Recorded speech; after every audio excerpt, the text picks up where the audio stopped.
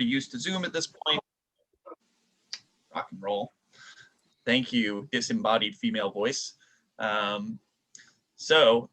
we start, just so everyone who is not speaking at any given time, we welcome you to mute and keep your cameras off. If you unmute yourself at any time to ask a question, please remute after you're done speaking. It doesn't look like anybody's joining us by phone. So is anybody, I don't see any numbers on there, so that part is unnecessary. And yeah, I guess I will turn it over to Cecilia now to start it. And this is being recorded. It will be available on the IARC YouTube page.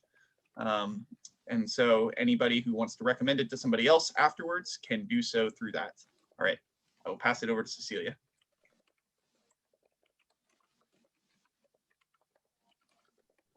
You're muted. Unmute. Thank you. So thank you everyone for coming to the February virtual IARC Salon. We are going to be discussing new dimensions of Arctic security today. Our three panelists are from right here, UAF. First, we have Dr. Brandon Boylan. He's a professor of political science and director of Arctic and Northern Studies. We have Alec Bennett, who is a climate security expert and computational modeler here at IARC. And then Troy Buffard, Homeland Security and Emergency Management instructor, also the director for the Center of Arctic Security and Resilience, and program manager of the Arctic Defense and Security Orientation Program. With that, I think we will go ahead and get started and let Dr. Boylan take it away. Great, thank you so much. Thanks to Nicholas and Cece for the invitation. And thanks to IARC for welcoming me and Troy and Alec to this panel today. I'm going to share a few slides with you all.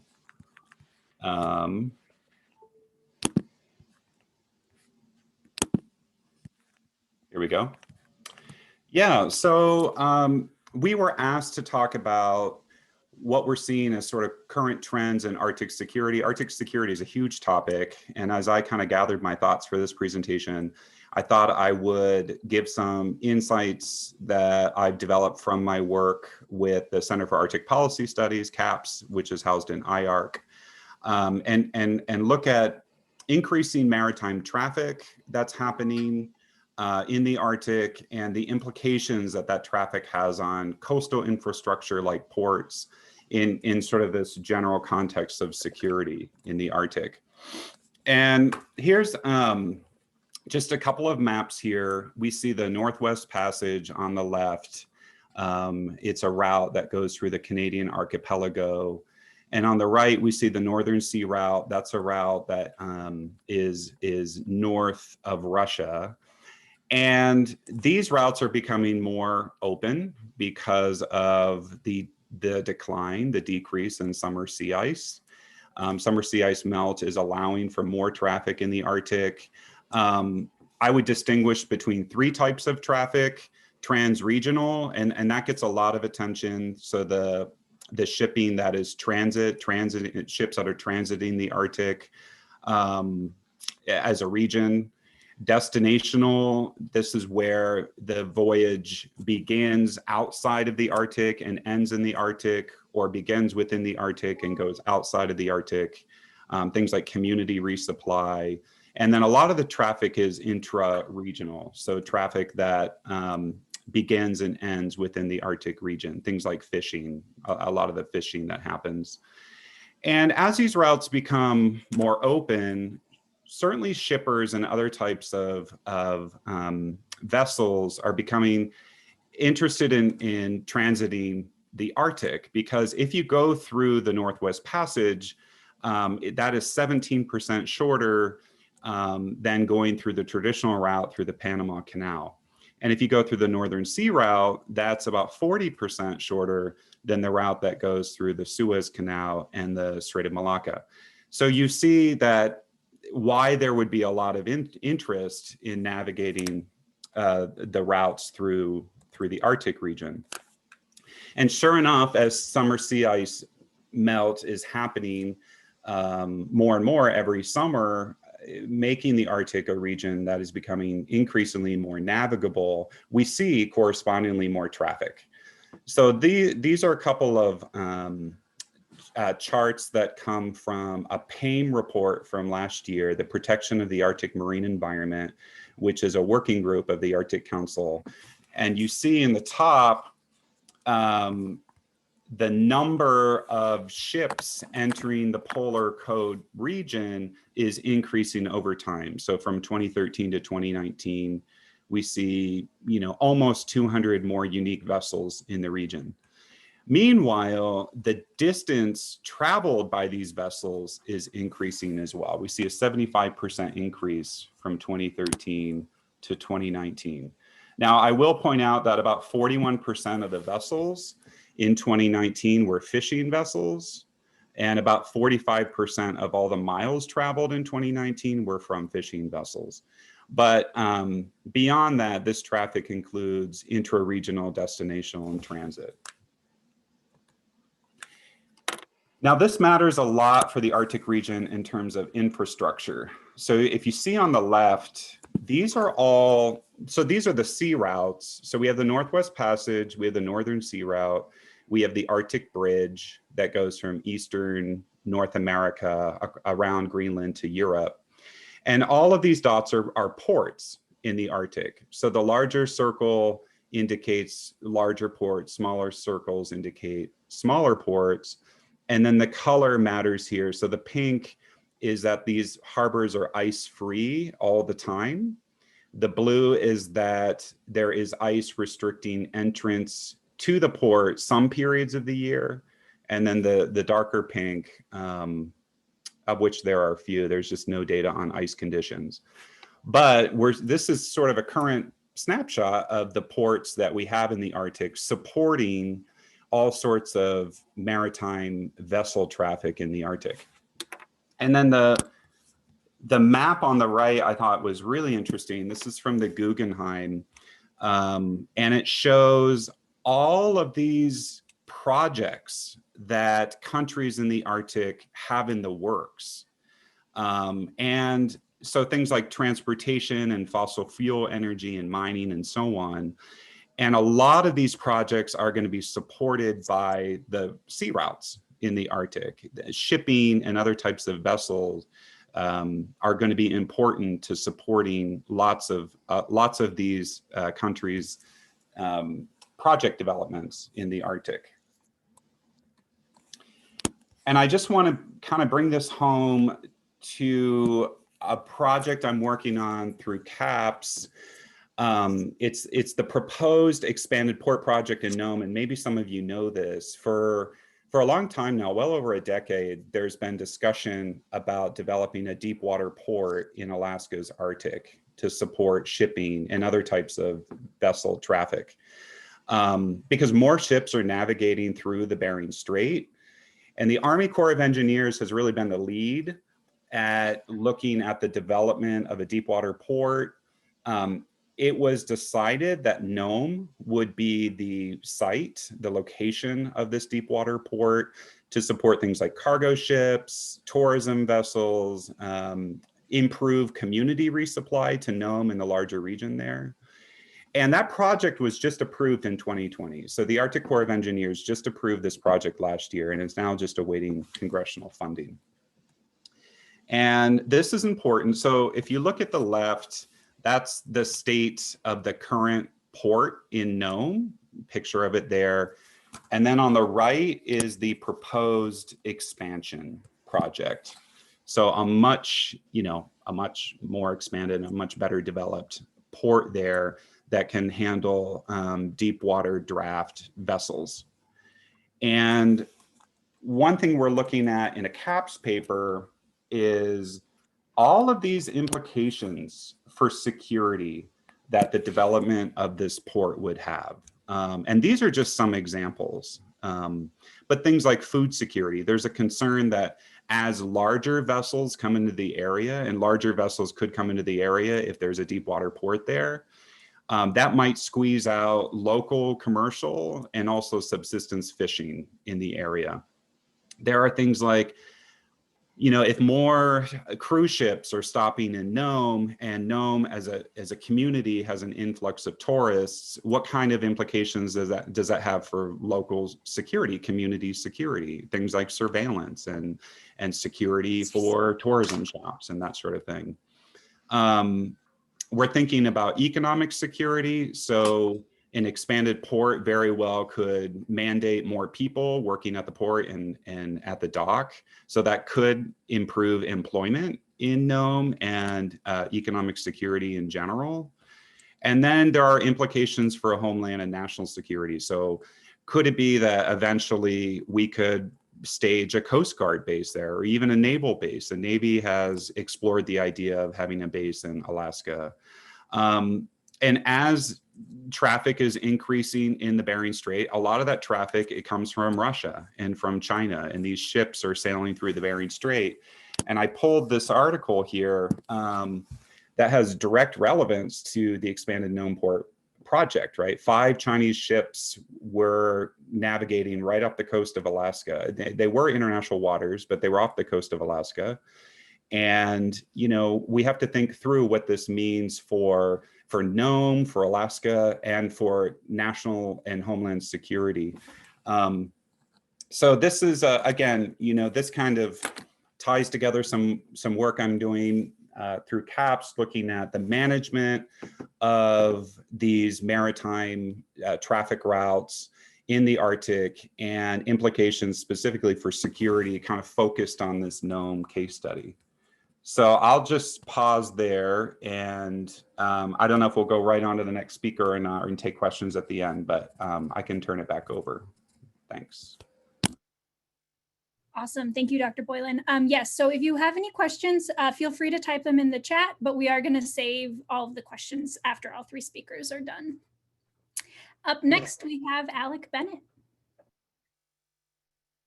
All right. Thank you, CC and Nicholas, and IARC for hosting this as well. It's good to see a lot of familiar people I haven't connected with as much recently as I'd like to. So I'm going to be talking a little bit about climate security today, and my background is primarily in computational modeling and high performance computing systems. And so from climate security perspective, I'm interested in how human, national, and international security intersect as a result of climatic shifts. So just to get this out of the way, what is climate security is kind of an important question. So Brandon kind of highlighted the wide range of security issues that we have from all sorts of different perspectives, because we can focus on food security or energy security or different things. In this case, we're looking primarily at ways. So one thing to keep in mind is that climate is rarely the direct cause of conflict or these challenges, but it can set up the conditions for tensions and conflict. And so we're interested in ways that proactive activities or peace engineering methods can be taken to try and limit conflicts or prevent tensions in a region. And so within the Arctic, I'm very interested in how shifts in extreme events may be occurring and ways that we can sort of mitigate or prevent the outcomes of those from affecting people. So as an example here, at the way global temperatures may increase, leading to potential disasters like floods or droughts or things like that. This can lead to migrations and displacement. And then finally, it doesn't always, but it can lead to things like tensions and resource conflicts. But one of the big differences that determines whether or not it leads into these stages is the strength of governance and collaboration between nations and regional actors. And so one of the ways to try and get proactive about this is to look at ways that we can strengthen those ties and sort of create a stronger bond for preventing the steps that lead towards conflict and resource demands. So looking at climate factors in a connected way, these affect all sorts of different aspects of the way we look at society. So natural resource access in the Arctic is a growing concern for how nation states can get to the natural resources off their coasts. With receding sea ice, this has become easier for oil access or other kinds of shipping related activities. There are a number of territorial claims that are disputed throughout the Arctic. And so as the increasing access from shipping and sea ice receding has progressed, there's more questions about how those will be settled. There's also a big cultural values issue within the Arctic, and a mixture of different nations and interests that are looking at how to maintain their sovereignty and independence there, and a range of these others. So transportation and land use patterns and energy security, and the water resources access. So all of these things kind of intertie with the way that climate is shifting, and it's very regionally dependent. And so it's important for us to understand how these extreme events can connect into all of these other types of issues so that we can avoid those political tensions that might come out as a result of not being sort of forward thinking enough on these. All right, so as an example here, this is a excerpt from the National Climate Assessment of 2018, looking at observed conditions. And then if you look into, on the right-hand side there, there's scenarios from RCP 8.5 showing increases in precipitation in different regions throughout the US. And one of the things that we need to look at here is how not only the trends are changing over time, but what that means for how the extremes play out, because the extremes are really what drive a lot of the infrastructure design, hazards and disasters that affect humans. And so we need to really look at how those will progress going forward. And so one of the things that happens is as we move that trend towards higher temperatures or increased precipitation, we also start to see an increase in the frequency, intensity, and duration of events. And so it's important for us to be able to model these kind of events into future climate scenarios so that we can understand how previous extremes might be increasing so that we can better prepare the infrastructure and people for those events playing out. By not having that sort of robust infrastructure in place, it leads to higher likelihoods that humans will face more challenges under these conditions than if we have sort of a lead time to be able to address these. So if we look at the Arctic, there's a lot of driving factors here, such as there's undiscovered oil resources and natural gas. There's offshore deposits that are being explored for further energy independence. There's an increase in militarization as the Arctic opens up, where formerly mothballed military facilities are being restored and brought into greater activity as the demand is talked about, where the increase in activity there is likely to bring a number of security concerns, whether those are border security or ocean and environmental kinds of concerns, just as some examples of the kinds of things going on here. So one of the big questions is what does this mean for us as far as security research? And one of the things that we need to start exploring more is how climate-related threats to security are likely to increase as a result of human-driven climate change. And what are those conditions that lead to conflict in other parts of the world that are likely to affect us?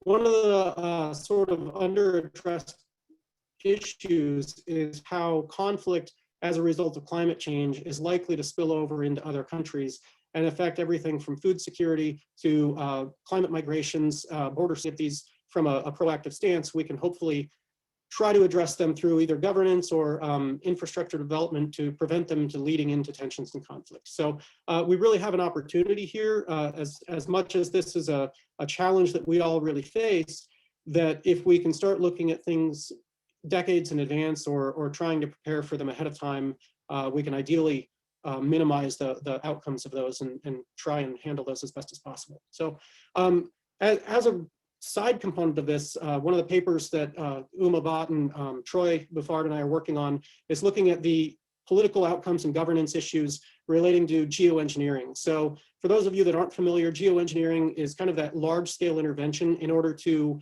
delay or mitigate factors related to climate change. So this can come through like solar radiation management or through carbon recapture, but these are large scale efforts typically reserved to nation states and large well-funded actors to be able to try and deploy systems that can reduce the impacts of climate change.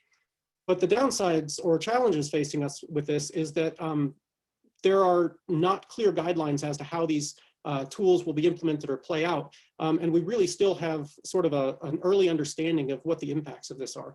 So there's a lot of unanswered questions here relating to, first off, who determines what the target climate is that we're aiming for when we attempt to do geoengineering?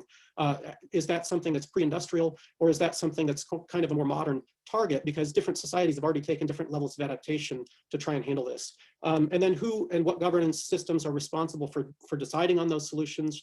How will they be implemented?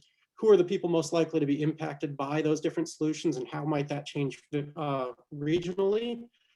And then how do we go about deciding these global solutions that may negatively impact countries in our attempts to mitigate and prevent the damages of climate change? So really looking at ways that proactive governance can help and trying to minimize sort of these rogue actor scenarios. Here's a handful of different geoengineering examples on the side there. One of them goes back to a 2011 iron fertilization experiment, which was done sort of outside of the academic realm. Then there's the Harvard project looking at gondolas releasing aerosols into the atmosphere. These are two different types of geoengineering approaches. And then what was formerly the ICE 9/11 project, I believe, where microbeads are used to increase the reflection of solar radiation back out from the surface of the ice. And each of these different approaches has different costs associated with them, and different permanence levels of how easy they are to undo if intended consequences as a result. So there are these frameworks that we're working to implement. This has been through a partnership with Sandia National Labs and Bernard Amadei on the idea of peace engineering. So this is the idea that there are certain challenges that humans and communities face, and if we can try and identify those and engineer our way to solutions to addressing things like food security, energy security, as well as cultural security and sovereignty, then we can work through these existing frameworks on the development, diplomacy, and defense side to try and prevent those from reaching a stage of conflict and promoting regional stability to help to stabilize regions. So, finally, just as a little pitch there for the need for more climate security research, we really have this need to understand how climate-related conditions may lead to what starts as human security issues and lead into these national and international security concerns as the conditions for migration or conflict increase. And also to understand these unintended consequences, both geographically and politically, prior to them leading to tensions, and then to communicate these to those that are in decision-making roles so that they can be aware of these risks as we move forward in attempts to try and address climate change. And finally, the intent here is to help develop frameworks and governance approaches so that we can sort of address these problems in a least harm way while working towards these solutions in a way that addresses the concerns and issues that different nations and regional actors may have. So that is the last of the slides. So I will go ahead and stop sharing and pass this over back to Cece. All right, thank you so much. And then next up we have Troy Buffard. Hey everyone. I'll be briefing from my my vehicle as I'm waiting for an appointment. Got positioned here and set to go. I'm going to try to complement a lot of what Dr. Boylan and Alec talked about. I don't have slides, but what I'd like to do is give you a little bit of insight of the work and the thinking of the State Department and the Department of Defense. A long history of working with the Department of Defense, even after retiring, on navigating these Arctic issues. And with the State Department also, we're starting to partner in order to get more alignment and synchronized efforts in the U.S. government as a whole when talking about Arctic security and just about any type of security at that too. But knowing that national security tends to lead the way and dominate decision making, it becomes necessary to understand that the State Department leads these efforts largely along with the Department of Defense.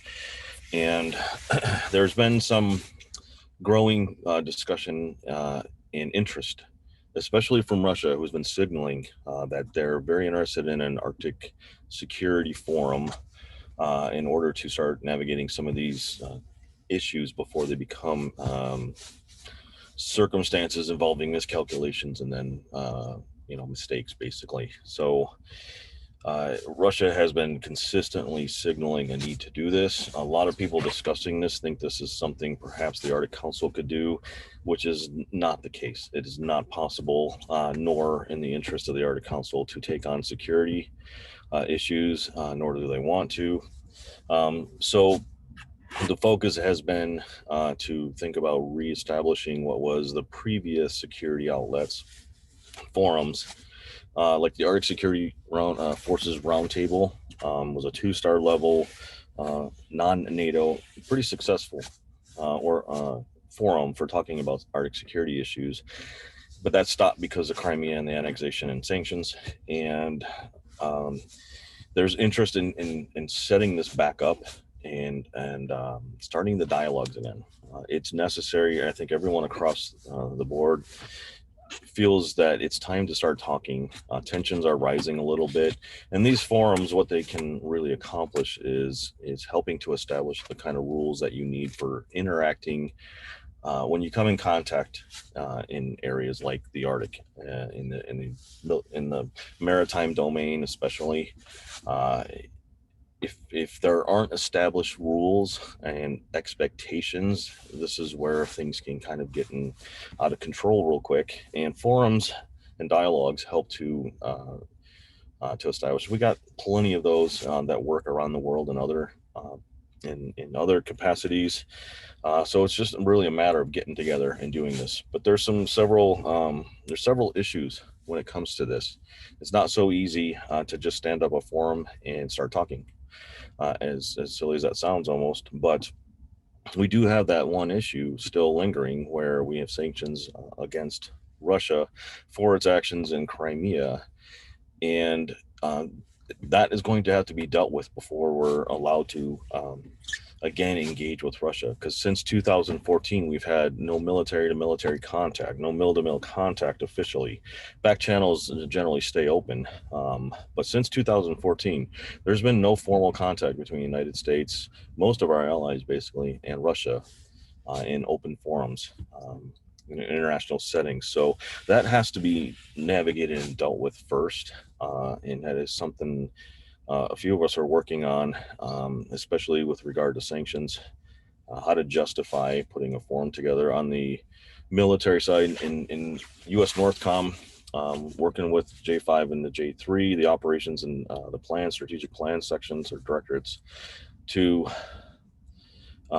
establish how is this going to look. In 2014, those forums looked a lot different, and they were dealing with a different Arctic, right, than now. And what would equal success and effective kind of an organization is sort of what a lot of us are focusing on right now, working with Joint Danish Command from their interests, especially when we talk about Greenland, how to successfully set these things up so that the military diplomacy part of an organization like that is effective and complementary to our own individual nations, as well as allies, as well as an Arctic region, and so on and so forth. It's quite the effort.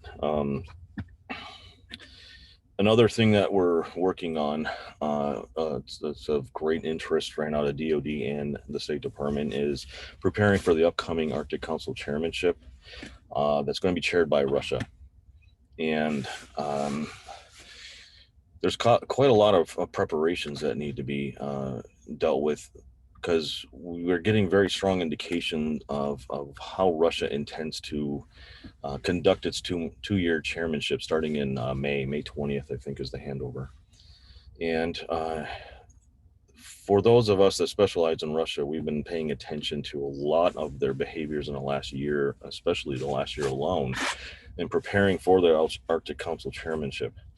It's going to be their opportunity to emphasize and present its Arctic interests to the world in a way you don't get another chance to do when you're not the chair. Right? There's no other situation where you can really just dominate a captured audience and media and emphasize and highlight your nation's Arcticness. And this chairmanship for Russia is vitally important for this. They've been preparing their strategy, their government, their economies, everyone, private sector, public sector, you name it. They are very highly synchronized in their national interests, their talking points, their priorities, and that's something that the West, the United States, needs to pay attention to. And we've been working pretty hard to help DoD and the State Department better prepare for these circumstances. Because if we start this in May when they take over the chairmanship, it's basically going to be a little bit too late. And it's not so much the Arctic Council proper that we're concerned about. The Arctic Council is going to continue to function exactly like it does now, even under the Russian chairmanship. And what happens in the Arctic Council will be very normal. And we're not going to see hardly any differences in how business is conducted during Arctic Council proper events. What we do know, though, is they are setting up a very aggressive agenda, one unlike the Arctic Council has seen before. And what that allows nations to do is co-locate and co-time events around the Arctic Council events in order to maximize that awareness. Those Arctic Council events can bring lots of people and lots of interest in media to those locations, especially when they have the higher level meetings with ambassadors. And it's a time where you do have kind of a captured audience and media and an outlet to and highlight all of your interests as a nation, and all the way down to local level. And we're very aware of what Russia's intent is to do this. And there's some concerning aspects to that, because as we're in a kind of a situation that we are, where there's still quite a lot of competition going on for defining the Arctic in our own terms as different nations. There's quite a lot of competition going on here, and Russia is going to promote its interests as much and as loudly as it can. And as a nation and its allies, we got to be prepared for this, because some of the things they are interested in conflict with our own interests. So this is something obviously the State Department's going to lead, and it's squarely on our radar for sure. So we're working hard to synchronize the entire U.S. government in its messaging along with our allies to better understand what we're about to face and be better prepared to compete under those circumstances. We're going to see, starting in May, when they take over the chairmanship, one of the greatest Arctic shows for 2 years that we've ever seen out of Russia. So it'll be exciting. And yeah, so those are two looming concerns, security concerns, as Dr. Boylan and Alec mentioned. We want to kind of keep things stable. We got mechanisms, we got ways of cooperating, and we we want to keep things at that level. And there's ways to do it, but there's a couple of hurdles in front of us for sure. So we'll stop there and let's take some questions. Great, thank you. So again, if you have any questions, please type them into the chat. We can read them out loud. And then if you would like to ask it in person, just raise your hand and we can call on you. We do have a first question for Troy. Where does the signing of the Law of the Sea stand? And is this something that would be helpful to Alaska and the US? Great question. This is something that has been a concern for quite a while. So the UN Convention on the Law of the Sea, the United States has signed it. We just have not ratified it or acceded to it yet.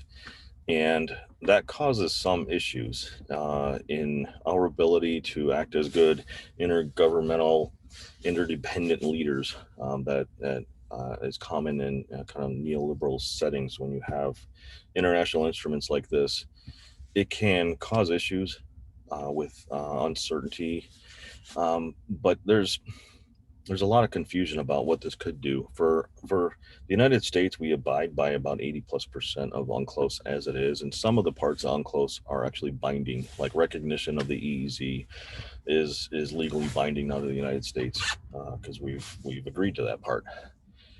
But problems with UNCLOS in the United States signing it is it's a really unique situation in that when you're the most powerful nation with the most powerful military, signing international agreements somewhat by default weakens your position. And that is not something the U.S. is extremely excited about. We're very capable of managing our own bilateral and multilateral negotiations that involve UNCLOS.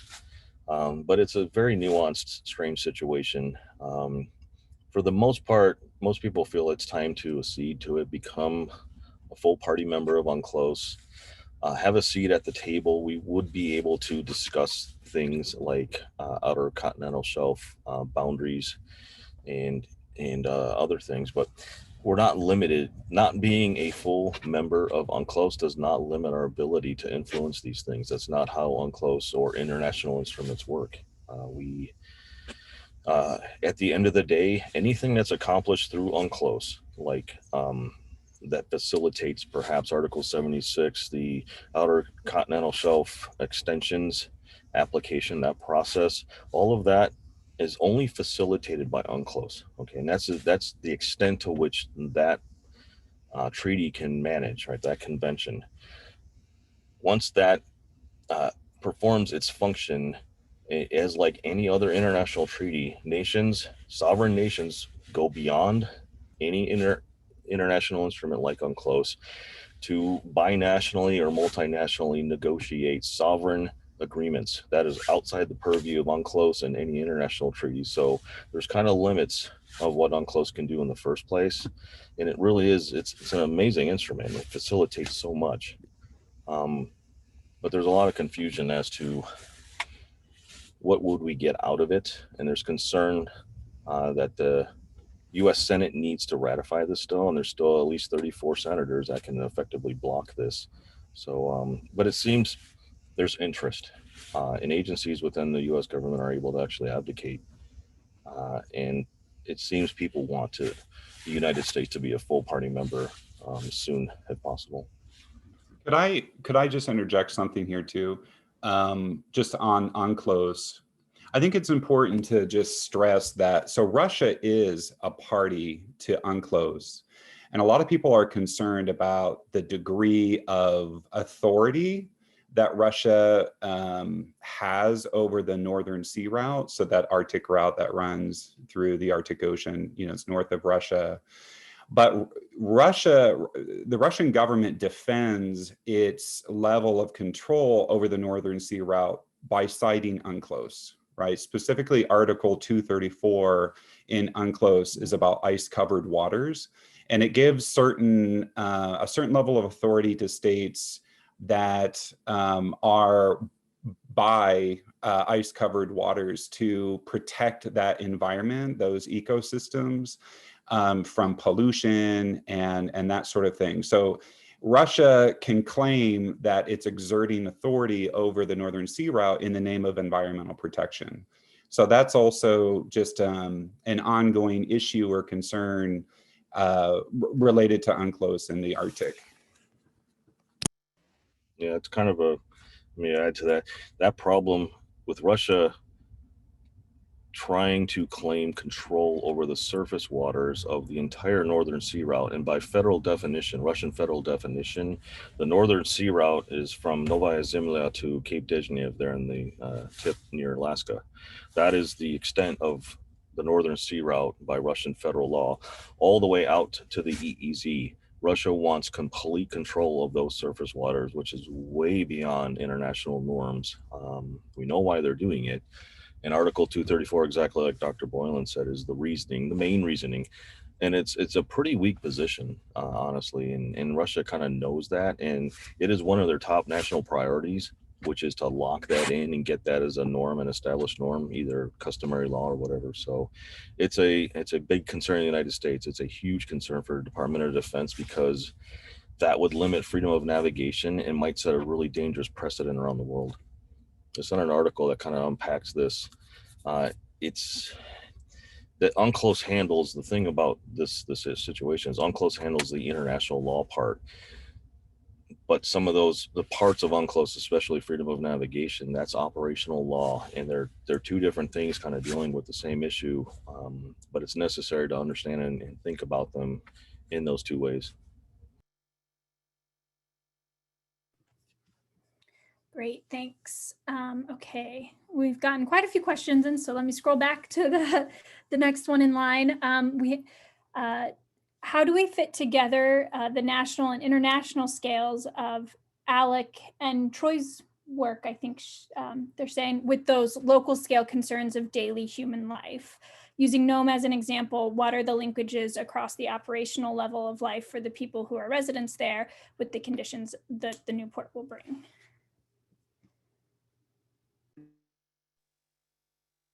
And I think So I guess I could just jump in there, at least from my perspective. I think one of the interesting things with looking at local community resilience is that it feeds up from the bottom.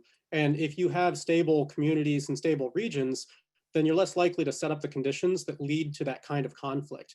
And so at least one of the things I'm interested in is how, from a community first perspective, we can look at ways to reduce risks through better modeling of local hazards, better understanding of things like supply chain linkages, economic security, and other conditions that might stabilize an area to the point that there's less likely a need for those kind of tensions at the national and international scale.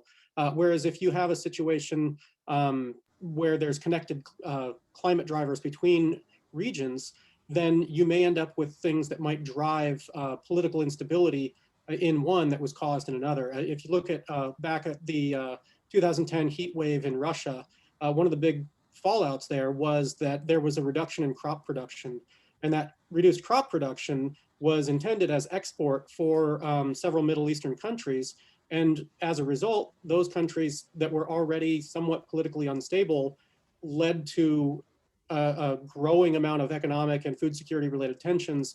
And there are some researchers that feel that the Arab Spring itself was kind of tipped over the edge by this lack of food security that was caused by faraway droughts and crop failures. And so if we can start looking at ways that logistically we can support or maybe buffer those kind of shortages, then the tipping points might not be as likely to be crossed, and we could avoid having those local issues spill into national, neighbor, and international issues.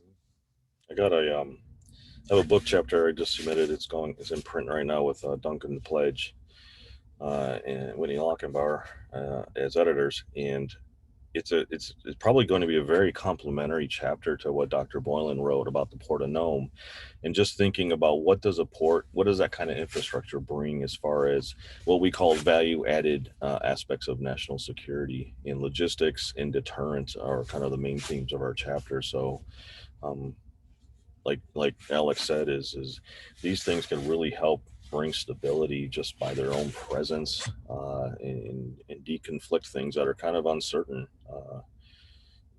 The logistics footprint alone, by jumping a hub and having it that far north, might help to prevent issues of running out of fuel or water issues or other logistic challenges that become larger issues. So it'll be kind of exciting to see how this works. Right. Another question, where for any of the panelists, where do you see the most promising intersection between the climate change research conducted, for example, by IARC researchers and climate security issues? I can jump in first and just say that, IARC is engaged, and other units around the university are engaged in a lot of good work on things like permafrost thaw, sea ice melt, changing weather patterns, and other types of issues. And that all has implications for security. I mean, I think it depends on what type of security we're talking about. One example is food security, right? So, which is one of the most basic forms of security. Like if you don't have food security, other types of security don't matter as much, right?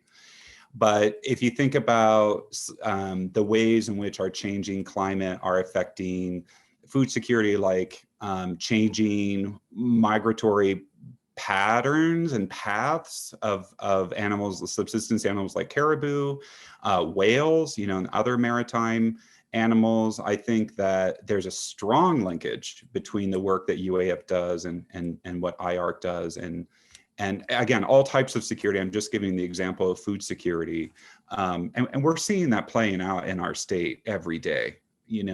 Communities and individuals struggling to secure themselves, secure their food supplies, secure their cultures, right? And there's a bunch of other issues, but that's just one example.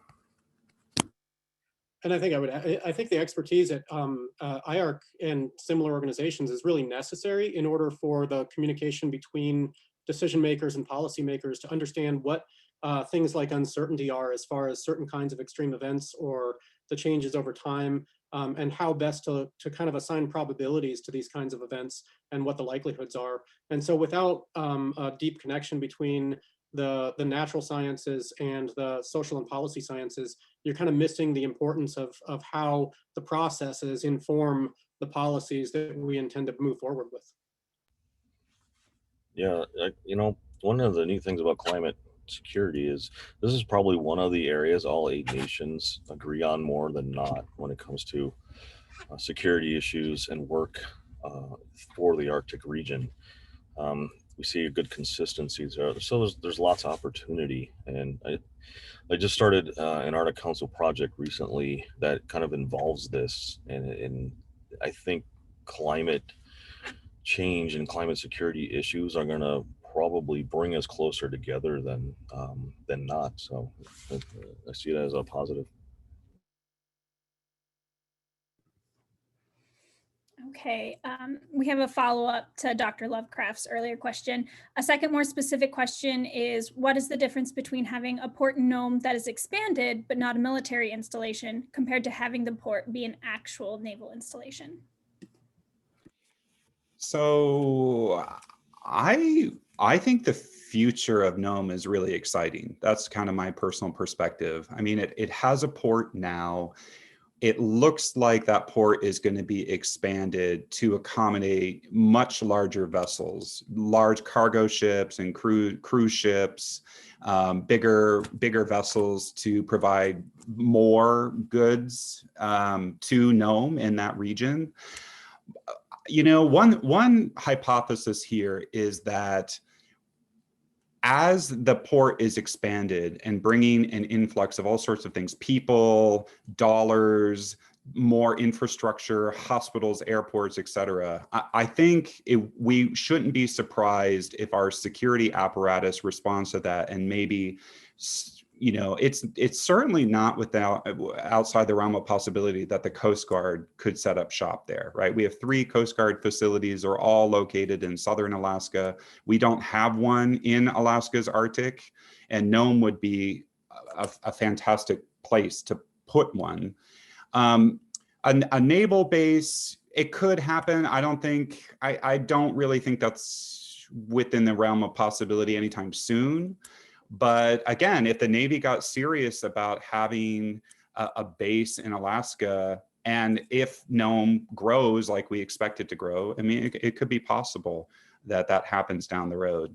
But I would say for now, maybe it's more likely that the Coast Guard would set up shop there. Yeah, this is one of the neat things about the Port of Gnome. I agree with Brandon 100%. This is great for Gnome. I remember when Northcom had started basing studies concerning infrastructure in Alaska, and one of the first things I told them, and it's something Dr. Lovecraft knows better than all of us, is you got to be careful when you're dealing with Alaska politics. And I warned DOD basically that you're going to have to think about how you're going to propose this project, either go unilateral and just have it a DOD funded project, or if you're going to attempt to bring this into multi-actor stakeholder shared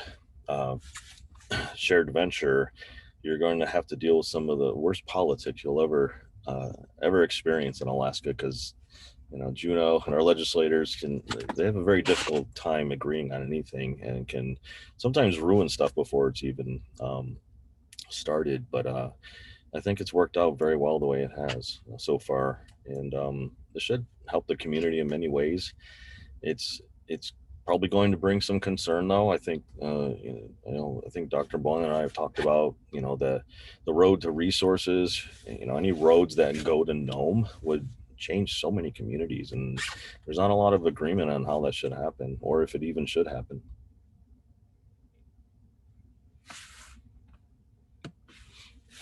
All right, next question. So I believe this can go to any of the panelists. Many of the topics and thoughts today were all going to take place. For example, the climate is changing and Russia is taking the chair, etc. I'm wondering if any of the topics discussed today have changed in perspective with the change in administration.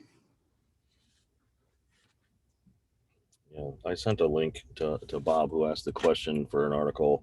A lot of people have been discussing what should the Biden administration do with all of these Arctic topics. Arctic Today outlet has been posting a special series about this, so there's a lot to read there. Yeah, I mean, the bigger question is, there's a lot of foreign policy that actually continues from one administration to the next, regardless if we're going from one party to the next.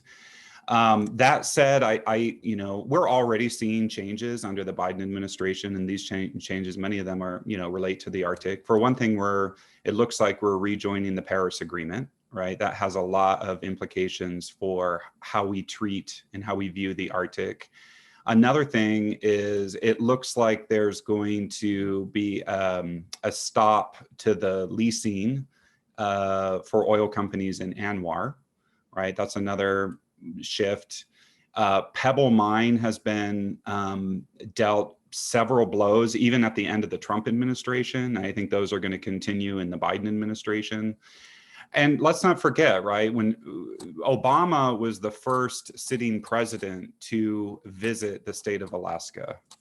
And I expect that Biden is, going to follow a lot of Obama's policies here in Alaska and in the Arctic. And we're already seeing that come to fruition in this short administration so far. So yeah, I mean, I think, again, I don't want to overstate it because there is some continuity, but we're already seeing some changes at the national level that affect Alaska and the Arctic. And I think even looking at like the executive orders that have been signed already, there's already been direction given to help improve resilience and protect health and human life as a result of climatic changes. And so I think there's a clear signal there that's been made that those are now priorities under the new administration.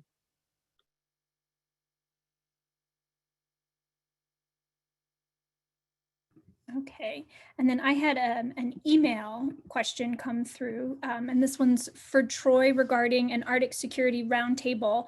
How would this be constructed? Would it be NORTHCOM, meaning Combatant Command, OSD, meaning Civilian Representation, or Service Rep, or not the DoD at all?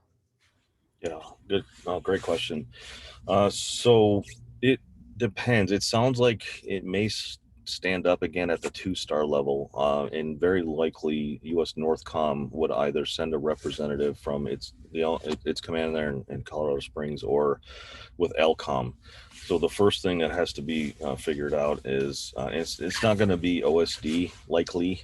The important thing about the Arctic Security Forces Roundtable is it's non-NATO, and it functions pretty well when it did.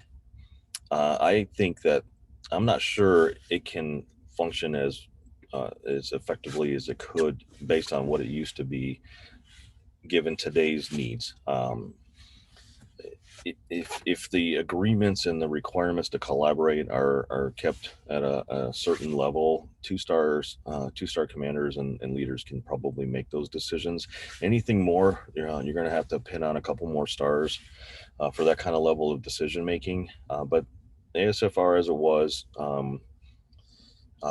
probably send a rep from NORTHCOM, more likely ALCOM, Alaskan Command down here in Anchorage, would probably suffice at first, especially to figure out what's the way forward. I don't see OSD getting involved at all. And it's probably manageable at the 2-star level, maybe 3-star. So the important thing is the dialogue will happen, and uncertainties can be reduced as far as interacting in the Arctic space. That's the important thing. There's formal ways to do it. It's a pretty well-known, mature process. They just have to get in the same room and start talking. Okay, I think I see 3 more questions. So let's see if we can get through these in the next few minutes.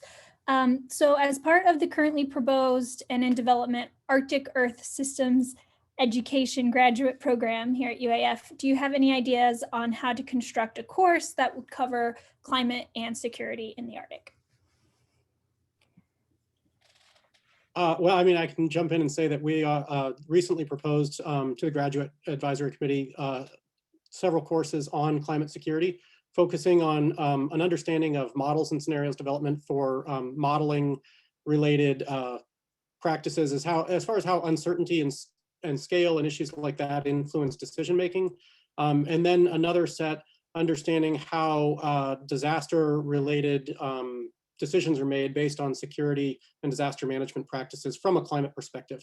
So there's those 2. And then Uma, I know you've got a course on the climate change processes, which I think overlaps really well with a lot of that. And it's, if anything, it's been an inspiration for other areas of work for us, as you know. So I think there's a lot of potential for connections between those in climate security and the atmospheric sciences and natural sciences to do co-developed courses, because it really requires some level of understanding of the processes in order to be able to truly understand the kinds of security and policy decisions that are needed. And I don't think we can really get away with having those isolated anymore. So. And I would just add that I think there's a lot of courses already at UAF that touch on climate security. I know some of our courses in political science do. I know that some of the courses in homeland security do, and so it's probably just worthwhile to get the lay of the land of what we offer already and see if one of those courses might fit the bill. And if it doesn't, that's fine. Certainly a new course on, if it's handling a different aspect of security could be developed. But there's a lot of coursework already at the university that touches upon this.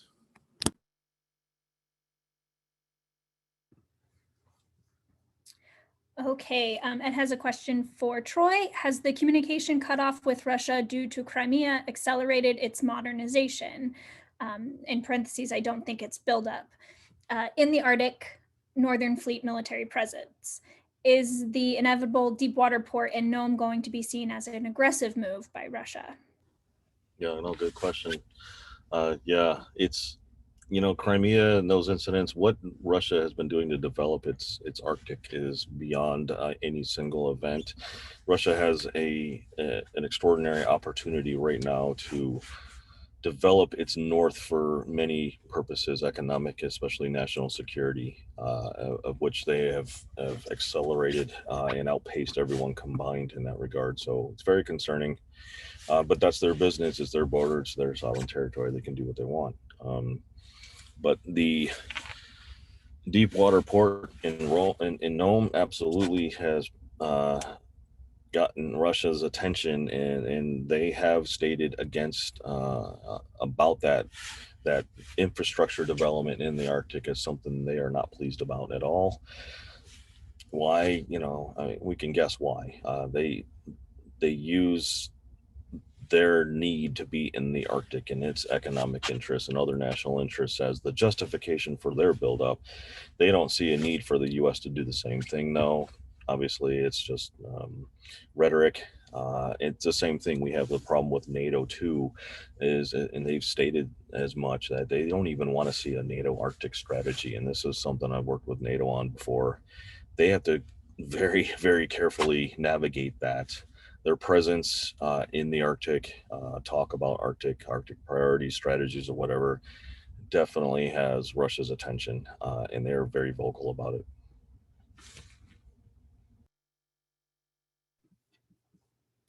All right, and then I think this is the last question I see. I will double check. But for all of the panelists, is there any role to play for the Arctic Coast Guard Forum to play in this ongoing conversation surrounding Arctic security? And more importantly, is the organization expressing any interest in serving that role? Good question. Let me jump in on that one real quick.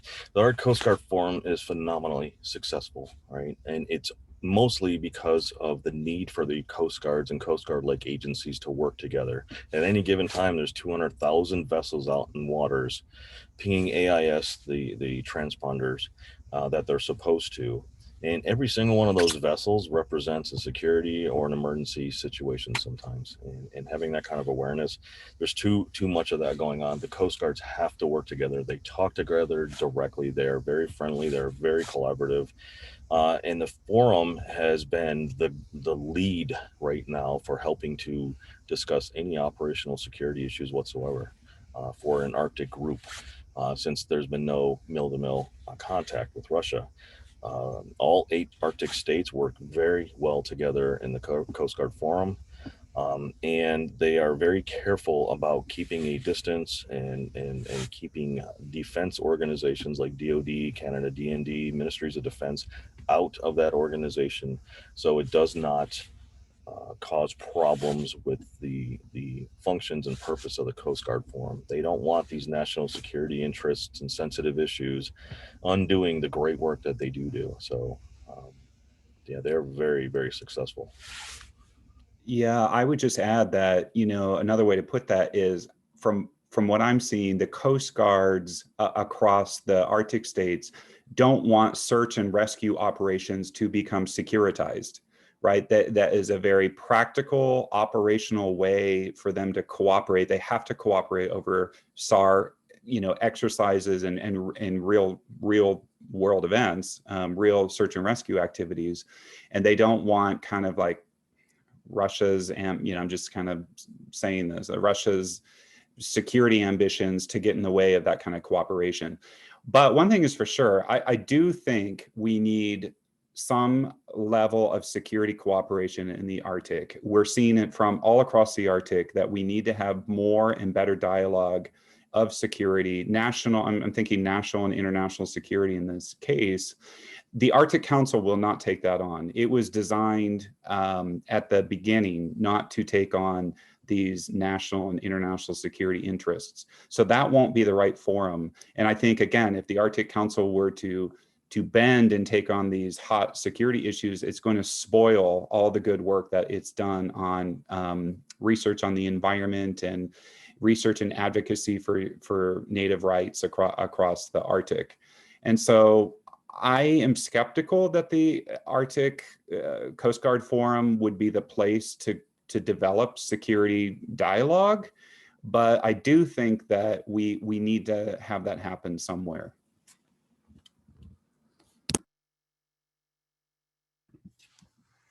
All right. I do believe that was all of the questions. So thank you, Alec and Dr. Boylan and Troy, for being our panelists. And thank you everyone for attending this month's salon.